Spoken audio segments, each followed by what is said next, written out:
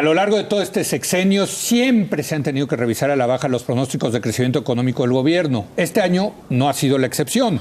Todo indica que el Producto Interno Bruto del país crecerá este 2016 en alrededor de 2%. Algo similar podría suceder el año que entra, dependiendo de lo que ocurra estos días en el Congreso, que se está discutiendo el paquete económico de 2017. ¿Es mucho crecimiento? ¿Es poco? ¿Cómo está la situación económica de nuestro país? Sin más, ahora le doy la palabra a nuestro experto en economía y finanzas, Raúl Feliz, para que nos dé los detalles de lo que está ocurriendo. Raúl. ¿Qué tal? Fíjate, pues es lo de mí, es lo de siempre, Leo. ¿Es lo de mí? Es lo de siempre, no es mucho ni es poco. Es lo que tenemos en los últimos 15, 16 años. El crecimiento en los últimos 16 años, de 2000 para acá, ha promediado 2.3%. Sí. Este año tendremos, afortunadamente, tal vez 2.1, con suerte 2.2. Y el próximo año quizás rondemos los 2.5, pero lo más probable es que andemos muy similar al crecimiento de este año, entre 2 y 2.5%. ¿Por qué se han revisado? Algo interesante, y lo mencionaste, es por qué se han revisado consistentemente a la baja las estimaciones de crecimiento de la Secretaría de Hacienda. De este gobierno. En este gobierno. 9 veces, si no me equivoco. Así ha tenido, es, correcto. Sí. Y esto es un tema que resta credibilidad a las autoridades.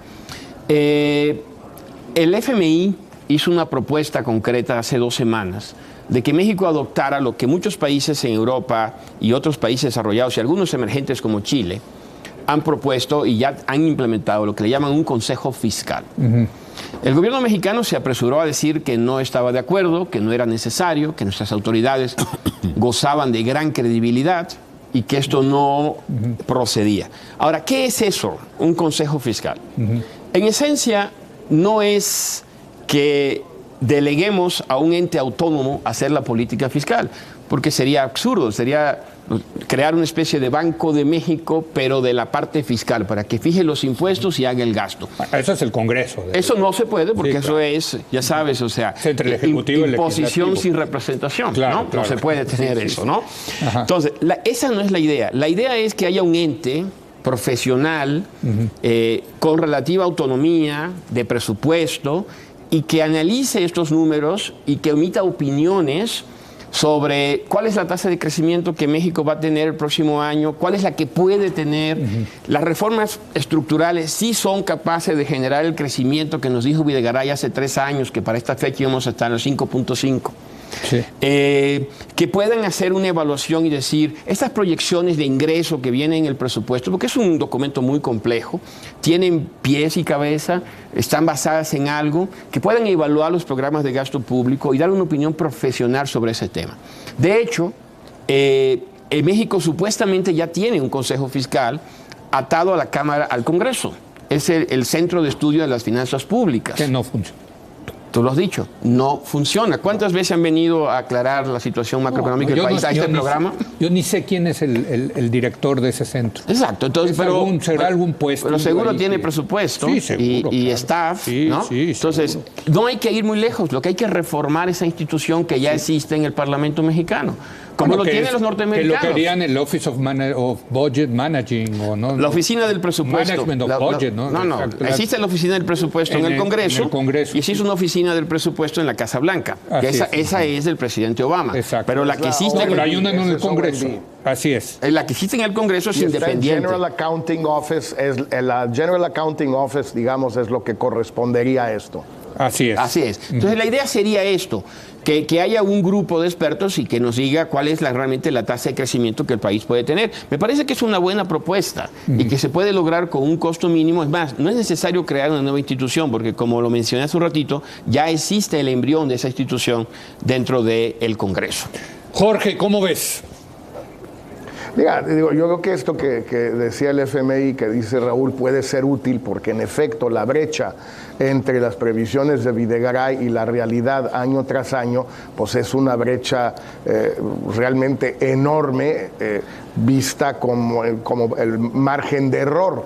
O sea, si un encuestador se equivocara, por tanto, pues lo corrían. Bueno, a Videgaray también lo corrieron, pero en fin.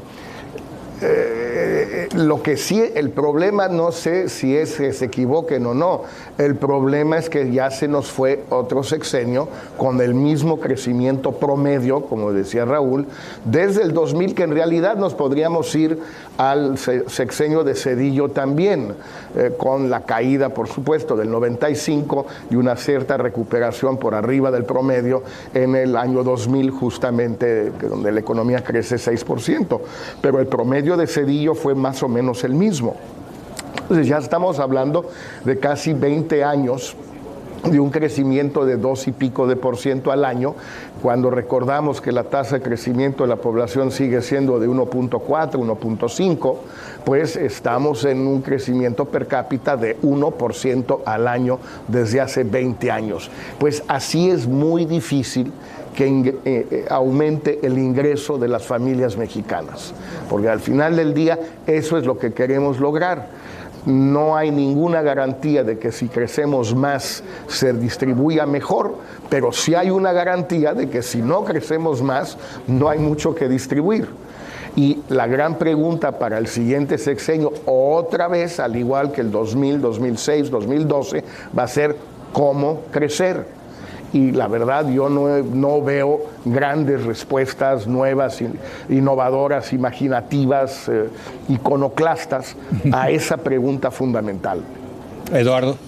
Pues mira, yo ahorita que estuve revisando algunos reportes de prospectiva económica latinoamericana, me sorprendió ver que México, a pesar de que está en este nivel tanto mediocre de 2.53, está por arriba de varias economías latinoamericanas. Entonces yo quería preguntarle a Raúl, ¿no estamos quizás siendo demasiado estrictos o exigentes con tasas mayores de 4 o 5 cuando realmente la región latinoamericana pues está de hecho por ahí del 2, 1.5? De hecho el mundo está creciendo poco, la verdad. El mundo está creciendo 3.5%. Bueno, pero quita a China y a la India y... ¿no? De acuerdo, pero yo, respondiéndole a Eduardo, yo pienso que no. Yo creo que no estamos siendo muy exigentes. América Latina definitivamente este año será un año de no crecimiento en América Latina por el desastre de Brasil, fundamentalmente. Argentina todavía está en una situación complicada, pero saliendo. Y desde luego la situación desastrosa de Venezuela. Claro. Y la desaceleración en las economías colombianas, en Chile, resultado de la caída de los mercados de mercancías. Pero Sudamérica y América Latina, si lo viéramos en ese horizonte de 16 años, del 2000 para acá, ha tenido una tasa de crecimiento en el orden del 3.6, 3.7%. O sea, México se ve bien en la comparación de este año en particular, pero en la comparación a través de los últimos 15, 16 años hemos estado creciendo significativamente abajo de la región. Ahora dice Jorge que hay que buscar soluciones iconoclastas. Pues yo quisiera que existieran, ¿no? Pero en economía creo que no hay mucha heterodoxia que digamos, ¿no, mira, Raúl? Yo creo que hay algo que hay que darle crédito a Videgaray y a esta administración. El paquete de reformas estructurales a nivel legislativo. Sin duda. Por lo menos hay un cambio en el marco legal, ¿no? Sí. Que yo creo que abre oportunidades para el crecimiento. No garantiza nada. Si no las tuviéramos, quién sabe dónde estaríamos. No garantiza que vayamos a tener éxito, pero por lo menos tenemos un marco que no va a ser tan pesado para evitar que se puedan hacer cosas que aumenten la tasa de crecimiento. Pero eso lo hicieron muy bien. Donde lo hicieron muy mal, y yo lo vengo insistiendo, es en las finanzas públicas. En el manejo de las finanzas públicas. De acuerdo, pero no? Sí, yo creo que sí, pero no creo que eso explica por qué no hayamos crecido. Sí. No creo que ese ha sido el factor que pueda decir, bueno, como manejaron mal y la deuda creció y todo esto, por eso no hemos podido crecer. No creo que esa sea la causa fundamental. Pero a ver, Raúl, yo tuve esta discusión contigo y tú decías, si se endeudan y lo gastan bien, hay un efecto multiplicador, de repente ya todos éramos keynesianos otra vez. Pues resulta que no hubo efecto multiplicador, Raúl.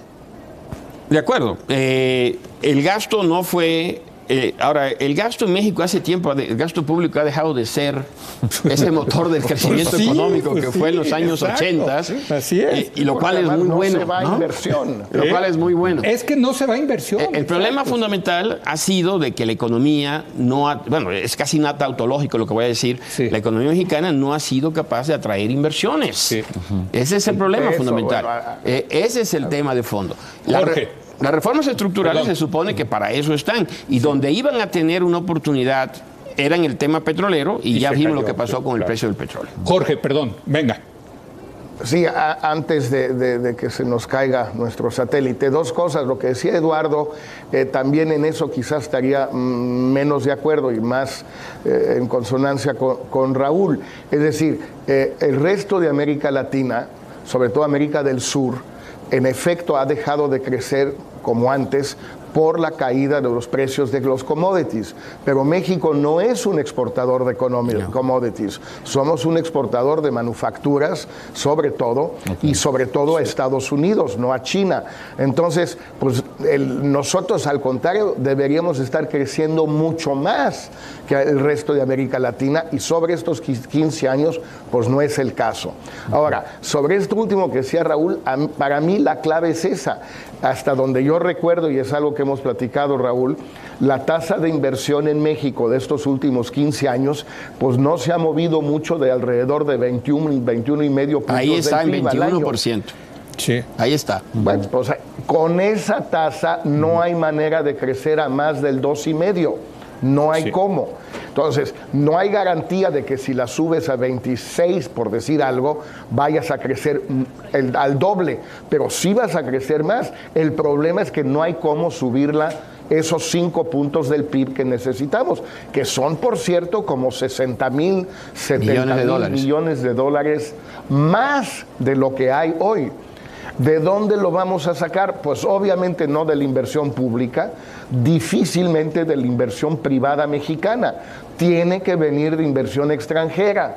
Pues yo no estoy seguro que el mejor anuncio para la inversión extranjera sea el ejército en San Miguel Allende, por decir algo, donde cada jubilado norteamericano le escriba a sus familiares, a sus nietos en Minnesota: ay, qué padre está aquí en San Miguel, y no te imaginas, vimos a los soldados ahí, muy lindos y muy... A ver, eso no puedes atraer inversión en los niveles que tenemos que atraerla si no tenemos una tranquilidad, una estabilidad y un Estado de Derecho que funcione, no para los grandotes nada más. La Ford no tiene problemas con el Estado de Derecho que hay en México. Sí. La primera planta de ensamble de la Ford se construyó en 1925 en México. Saben hacerlo muy bien. El problema son los nuevos que no llegan. Y no llegan, pues la verdad, porque se espantan con las gráficas de Eduardo. Pero no por Eduardo, sino por la violencia que ven en esas gráficas, igual que nosotros. Sí, digamos que no es ninguna sorpresa ver que los estados donde hay menos inversiones, en los estados donde hay más violencia, y sobre todo esta conflictividad social de la que tú hablas, Eduardo. Así es. ¿No? Y yo quería preguntarle a Raúl, ¿y por qué no se ha dinamizado más el sector exportador con esta devaluación tan sustantiva que hemos tenido en los últimos meses? Bueno, es una excelente pregunta, y la respuesta pues solamente hasta ahora es parcial. No, en parte porque no solo depende del tipo de cambio del dólar, las exportaciones. También depende de la demanda, y lo que hemos tenido es una caída en la demanda de exportaciones mexicanas, porque el sector manufacturero a nivel global, eso es un tema global, el sector manufacturero a nivel global se ha desacelerado dramáticamente, porque una de las características que ha tenido esta recuperación es que no ha venido acompañada de inversión en ninguna parte del mundo. Sí. Okay. Entonces, las empresas tenían capacidad ociosa en todas partes, entonces no tenemos inversión, el comercio internacional se vincula con el ciclo de inversiones, entonces hemos tenido, tal vez la debilidad del peso obedece más bien a que hay una caída en la demanda, y para compensar esa caída en la demanda y mantenernos con la misma presión de exportación, hemos tenido que ajustar el tipo de cambio, más que a otros factores internos. Bueno, pues ahí está. Gracias, Raúl. Gracias por venirnos a platicar de la economía mexicana. Gracias, Eduardo Guerrero, encantado, por estos números pues deprimentes, ni modo, pero es la realidad, ¿no? No podemos, por lo menos aquí en este programa, no la vamos a soslayar, no la vamos a esconder. Y gracias a Jorge Castañeda, como siempre, todos los lunes desde Nueva York. Sí, Jorge. Oye, Leo, pero a ver si ya, sobre todo Aguilar Camín, que ya es demasiadas vacaciones. La primera vez la primera semana que se toma el pobre Héctor una vacación y ya lo estás criticando, tarjeta Jorge, amarilla, qué barbaridad. Tarjeta amarilla. Bueno, no, y aparte ahora, ya viste que le dieron un premio, el premio Benítez ahí de la FIL de Guadalajara. También. Sí, yo creo que seguramente por eso ya no quiere venir. Ya se hizo famoso. Como Bob Dylan, ya se hizo famoso. No contesta. Exacto, no contesta el teléfono. No contesta ya. Gracias Jorge, Raúl, Eduardo, gracias. Gracias a usted por habernos acompañado. Yo lo espero mañana en punto a las 10, cuando otra vez sea la hora de opinar. Gracias. Aquí nos vemos.